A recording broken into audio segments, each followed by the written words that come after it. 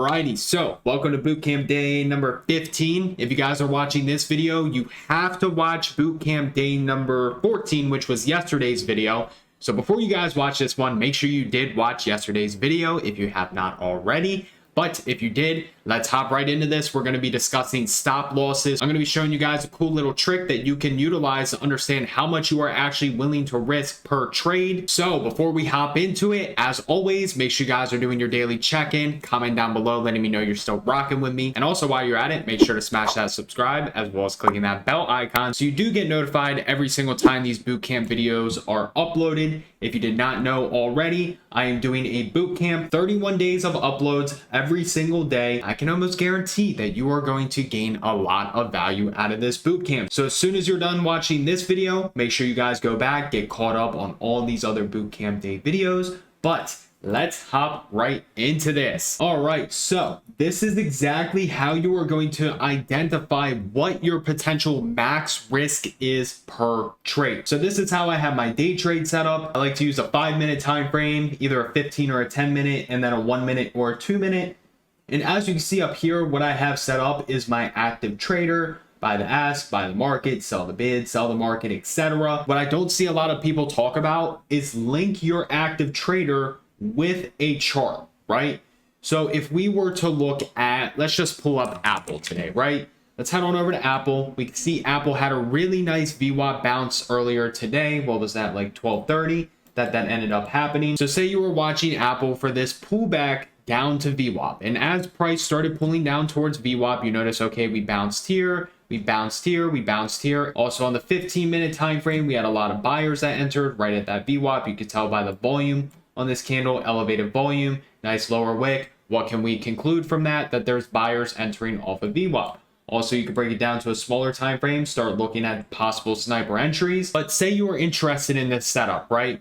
More than likely, you would end up going with the 180 calls in this scenario. So what you would do is pull up Apple, and then you would pull up the 180 calls. Now, as we can see, price bottomed out at what, 12:20 all the way to 12:35. So you had about 15-20 minutes that you could have entered this position. Right now, at that same time, as Apple is trading down at those lows, using the option chart, we can see Apple, when it was trading at this exact low right here at 178.62 or 63, whatever, was trading at a low of 1.01 per contract on the 180 calls, right?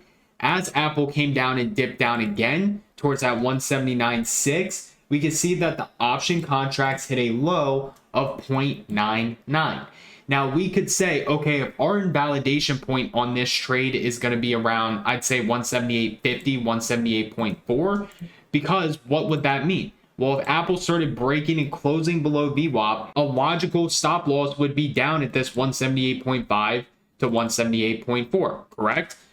So we have our invalidation point picked out. Now, how do we understand how much we are willing to lose on this trade? Say we entered long, I don't know, after this candle right here as price started to push up. Let's say we got filled at 1.06 on this trade.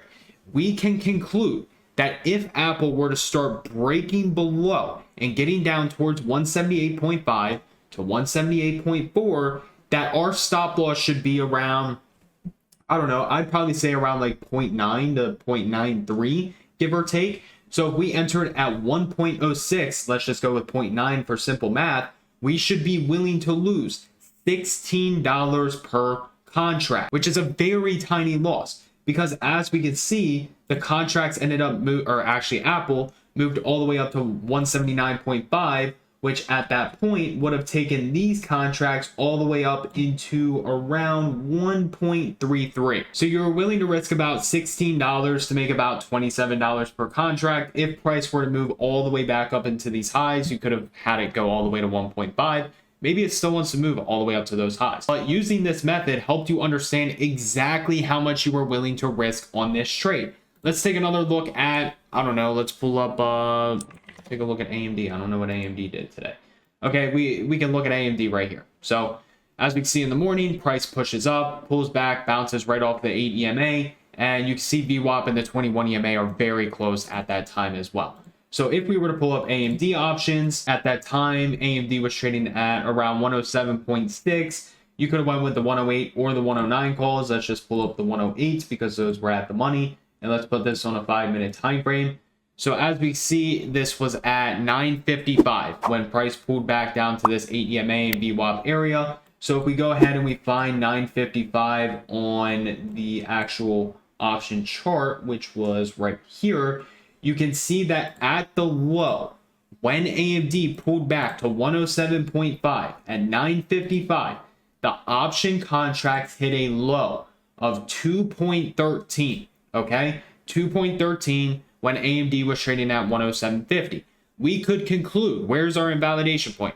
Because we have VWAP in the 21 EMA right here, let's just say our stop loss is down towards 107.10 to 107, right? Just for a safe stop loss, we could look at this and be like, okay, well, if we entered at 2.4 because we saw the reaction off of the 8 EMA, right? Let's enter at 2.4.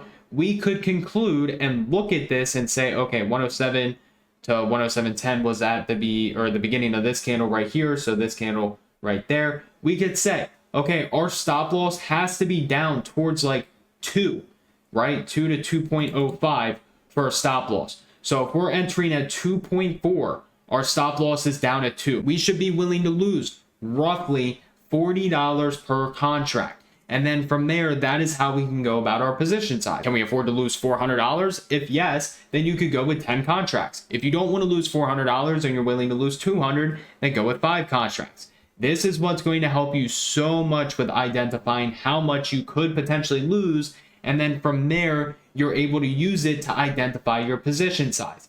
And then you can see from there, AMD rallied all the way to a high of 110.7, which ended up being a high of around 3.8 on those contracts from an entry of 2.4.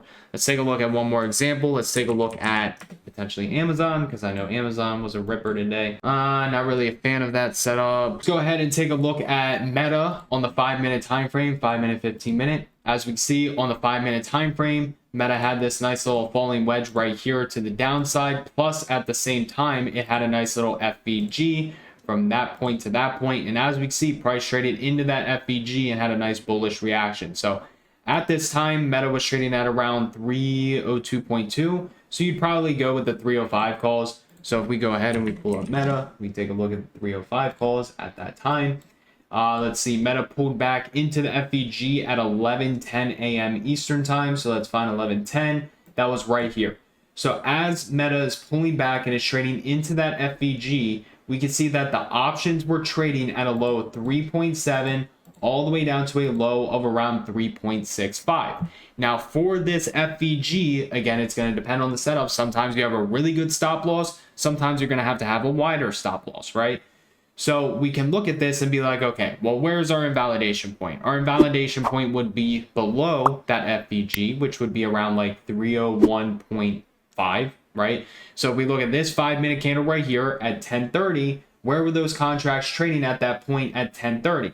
They were trading around 3.5 to 3.4. So let's just say we went with the 3.4 and we ended up getting long at, let's just say 3.9 in this scenario, right? Because that's when we saw price start breaking above that 5-minute falling wedge and the reaction off of that fair value gap. Let's just say we got the long 3.9. We could conclude that we are willing to lose around $50 per contract. So then from there, we can determine what is our position size. And then that's how you determine, okay, this is how many contracts I am going to buy. And from there, Meta went up to a high of 4.7 on those contracts. You were willing to risk about 50 and you made about $80 per contract. And then I often get asked, how do you actually go about placing a stop loss? If you guys didn't see my video on how to set up Active Trader, I definitely highly suggest doing so. But if we just got rid of this chart right here, let's just say that we entered this position right now at 3.95. All you have to do is scroll down and you can see that it automatically pops up with sell however many contracts you have, stop. So if I put this on 20 and I scroll down to 3.3, they're trading at 3.95 right now. So if I just went ahead and bought these right now at 3.95 and I put a stop loss at 3.3, all I have to do is scroll down and then you can see sell -20 stop. if I want to buy 50 contracts, right? Whatever you have in here, that's however many contracts is going to pop up. So if I scroll down, sell negative 50 stop, it will automatically put my stop loss at whatever level I click down here. But that is how you can put your stop loss in. So again, use the chart of the actual option to determine how much am I willing to risk. And then from there, you can determine your position size. And if you want to use a hard stop, you just go ahead, scroll down, find where that place is going to be, and then click there and put in your stop loss. But that is going to wrap up stop losses part 2. So as always, if you guys did find value in this, make sure to smash that like button as well as clicking that subscribe and that bell icon. It would mean the absolute world to me. Get prepared for more bootcamp videos. I have a lot of fire this week, so make sure you guys are tapping in every single evening at 7 p.m. Eastern time. Everybody have an amazing rest of your day, and I'll see you guys in the next video.